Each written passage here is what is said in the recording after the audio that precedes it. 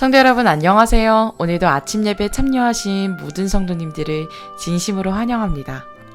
주님은 우리의 포도나무요, 우리는 가지라고 하죠. 이번 한 주 하나님께 꼭 붙어 있었던 한 주였나요? 왜 하나님께서는 우리에게 열매 맺는 가지가 될 수 있다라고 말씀하시는 걸까요? 오늘 아침 예배를 통해서 그 의미를 발견하게 되시길 바랍니다.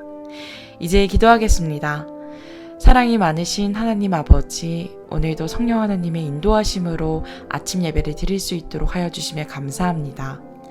오늘도 삶을 시작하면서 주님의 임재를 간절히 구합니다. 저희는 주님께 붙어 있어야지만 살아갈 수 있는 존재들입니다. 저희를 업고 품고 안고 가실 주님께 오늘도 저희의 삶을 맡기오니 포도나무 가지에 붙어있는 가지로 살아갈 수 있도록 인도하여 주시옵소서. 주님, 저희 생애에 불필요하고 제거되어야 할 부분이 있다면 그것이 아무리 힘든 과정일지라도 우주의 왕이신 하나님의 손에 맡겨드릴 수 있는 믿음을 저희에게 선물하여 주시옵소서. 그러함으로 하나님의 영광을 드러내는 열매 맺는 가지가 되게 인도하여 주시옵소서. 오늘도 주님의 귀한 말씀을 들으려 합니다. 듣는 저희들에게 준비된 마음을 허락하여 주시고 목사님께 함께하여 주셔서 성령 하나님을 의지하여 대언할 수 있도록 인도하여 주시옵소서. 예수님의 이름으로 기도합니다. 아멘. 오늘 저희가 함께 묵상할 제목은 열매 맺는 가지입니다. 이제 목사님께서 권면의 말씀을 전해주시겠습니다. 안녕하십니까? 오늘 우리가 또 중요한 말씀을 살펴보겠습니다. 말씀의 제목은 열매 맺는 가지입니다. 우리가 어떤 열매를 맺어야 되고 어떻게 열매를 맺을 수 있는지 그 말씀을 좀 살펴보려고 합니다. 예수께서는 열매로 신앙의 진실함을 판단하시겠다고 했습니다. 열매로 우리 마음의 진실함을 보시겠다는 것입니다. 열매를 풍성하게 맺는 방법을 그래서 말씀하시는 것입니다. 감사할 것은요, 예수께서는 무엇을 하라고 말씀하실 뿐 아니라, 다시 말해서 열매를 맺으라고 말씀하실 뿐 아니라 어떻게 열매를 풍성하게 맺을 수 있는지 그 방법을 말씀해 주셨다는 것입니다. 요한복음 15장 1절 2절입니다. 요한복음 15장 1절 2절. 내가 참 포도나무요 내 아버지는 그 농부라. 물은 내게 있어 과실을 맺지 아니하는 가지는 아버지께서 이를 제하여 버리시고 무릇 과실을 맺는 가지는 더 과실을 맺게 하려 하여 이를 깨끗게 하시느니라. 자, 예수님은 포도나무이십니다. 우리는 뭐죠? 우리는 가지입니다. 하나님은 농부이십니다. 포도원을 가꾸시는 농부십니다. 자, 그런데 가지가 포도나무에 분명하게 연결되어 있으면은 과실은 분명하게 맺히게 된다는 것입니다. 아주 자연스럽게 맺히는 것이죠. 어떤 과실이 맺혀야 할까요? 그것은 성품과 생애, 의의 열매가 맺혀야 한다는 것입니다. 자, 그런데 문제는 과실을 맺지 못하는 가지가 있다는 것입니다. 자, 그런 가지는 어떻게 한다고 했습니까? 예수께서 제거해 버리시겠다고 한 것입니다. 자, 그런데 오늘 말씀은 제거당하는 가지가 아니라 열매를 맺는 가지가 오늘 말씀의 주제입니다. 예수께서는 과실을 맺는 가지에 대해서 참 놀라운 말씀을 주셨습니다. 뭐라고 하셨나요? 과실을 맺는 가지는 더 과실을 맺게 하려 하여 깨끗게 하시겠다고 했습니다. 자, 가지를 깨끗하게 하신다는 것이 무슨 뜻일까요? 그것은 가지를 전정하시겠다는 것입니다. 다시 말해서 과실을 맺는 가지에게 양분이 집중될 수 있도록 불필요한 가지들을 잘라내시겠다, 전정하시겠다 하는 것입니다. 자, 과실이 없는 가지 제거해버립니다. 그런데 과실이 맺히는 가지는 하나님께 마음을 드리고 충성하려고 하는 그 포도나무에 붙어 있기 위해서 애쓰는 그런 가지는 더 풍성하게 맺히게 하기 위해서 가지에 달려있는 불필요한 것들 전정하시겠다는 것입니다. 가지치기를 하시겠다는 것입니다. 자, 어떻게 가지치기를 하실까요? 이 질문이 오늘 말씀 묵상의 주제가 되는 것입니다. 자, 본문 읽겠습니다. 구주께서는 제자 되는 증거를 지적하신다. 너희가 과실을 많이 맺으면 내 아버지께서 영광을 받으실 것이요. 요한복음 15장 8절이죠. 과실을 많이 맺으면 하늘 아버지께서 영광을 받으신다고 했습니다. 자, 과실을 통해서 어떻게 하나님께서 영광을 받으실까요? 자, 이 말씀을 오늘 살펴보겠습니다. 우리는 믿음으로 살아계신 하나님을 붙잡아야 하며, 자, 과일을 맺는 첫 번째 방법, 믿음으로 살아계신 하나님을 붙잡아야 하는 것입니다. 붙잡아야 하며 사랑과 부드러움과 친절과 동정과 애정을 호흡하게 하는 경험을 유지해야 한다. 품성의 이러한 특징들을 주 예수께서 우리가 맺기를 바라시는 과실이다. 또 우리를 고상하게 하실 수 있고 만족하게 하실 수 있는 구주를 우리가 모시고 있다는 증거로 세상 앞에 제시할 수 있기를 바라시는 과실이다. 자, 여기 두 종류의 과일이 맺혀야 된다고 했죠? 하나는 성품의 과실입니다. 사랑과 부드러움과 친절과 동정의 성품의 과실입니다. 또 하나는 우리가 구세주를 섬기고 있다는 증거의 과실입니다. 자, 그 증거가 무엇인가요? 하나님께서 우리를 고상한 사람으로 만들 수 있고 또 가난하거나 부하거나 어떤 상편에 있든지 만족하게 하시는 분이라는 것을 온 세상에 드러내게 하겠다는 것입니다. 성도 여러분, 이렇게 성품과 순종은 함께 가는 것입니다. 부드럽고 온유하고 동정이 있는 성품과 우리가 주님을 믿고 있다는 증거가 순종으로 같이 나타나야 한다는 것입니다. 순종하면서 감사한 생애, 그것이 함께 나타나야 된다는 것입니다. 어떤 분들은 사랑스럽고 친절합니다. 그런데 이상하게 하나님의 말씀에는 순종하지 않습니다.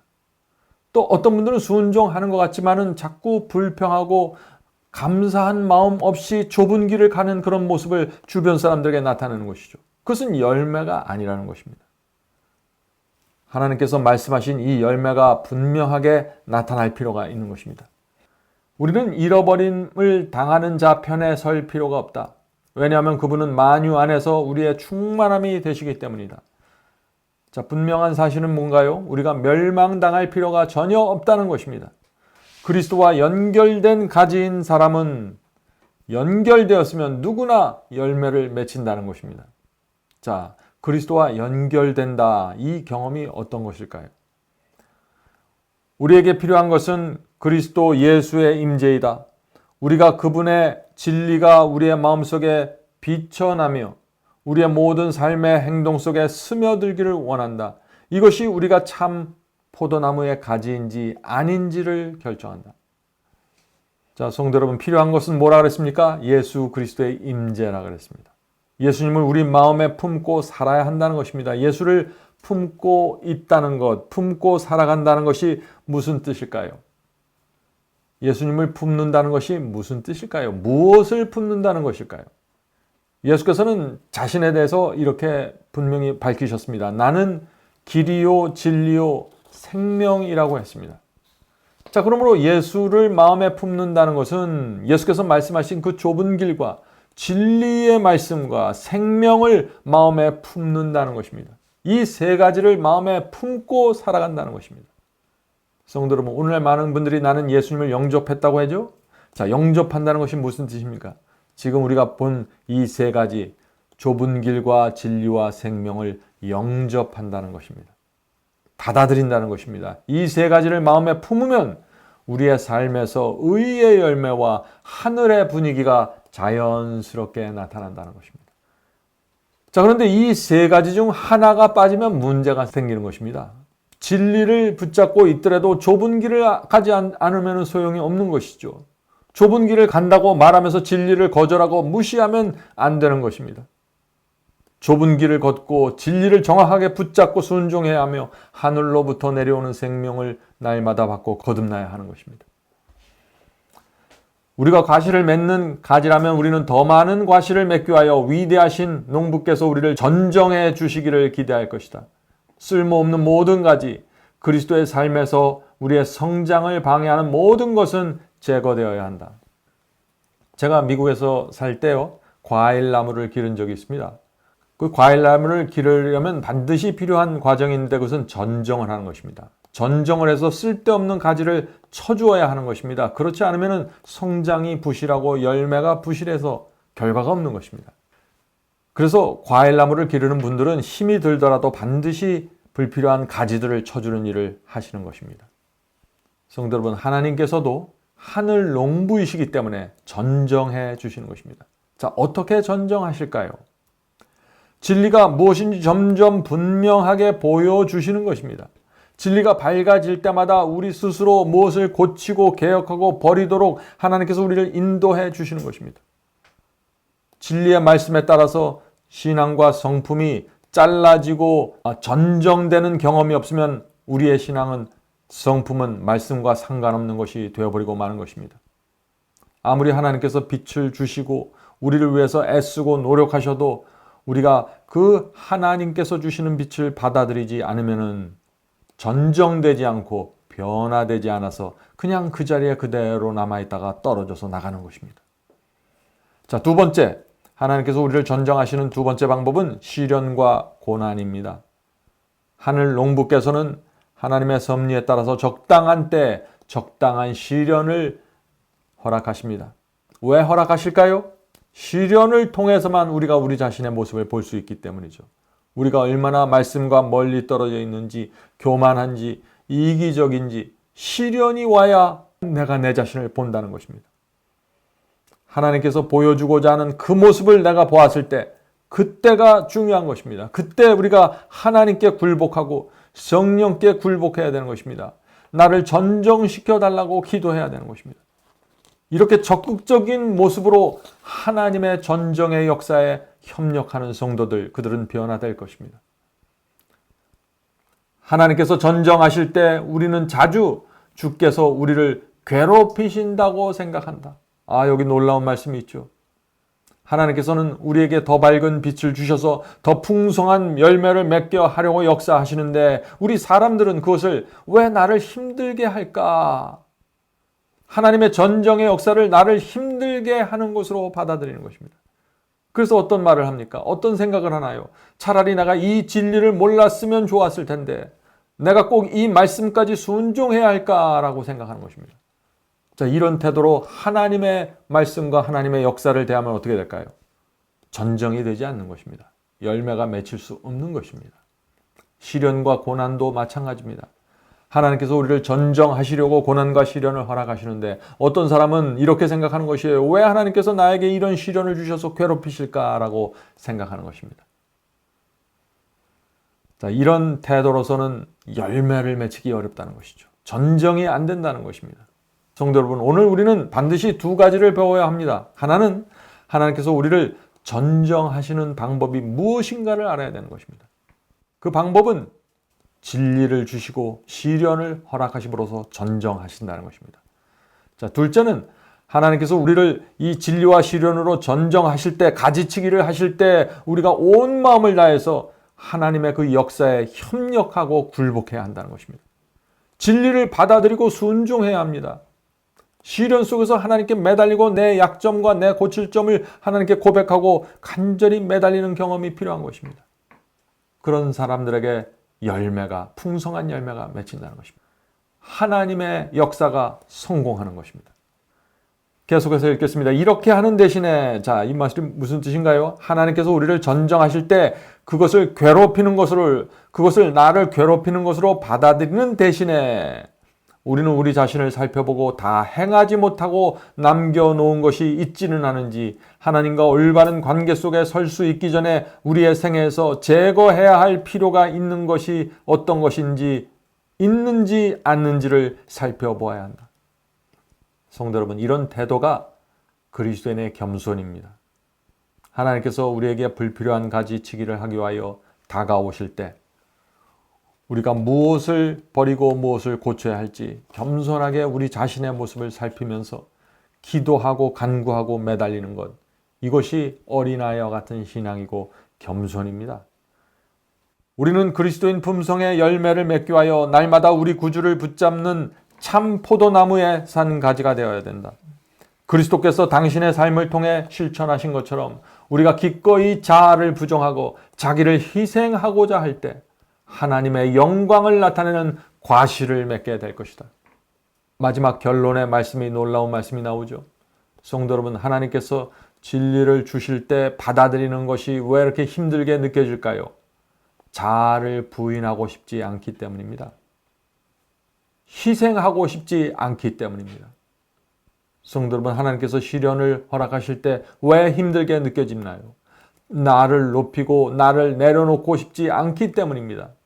자아가 문제 있는 것입니다.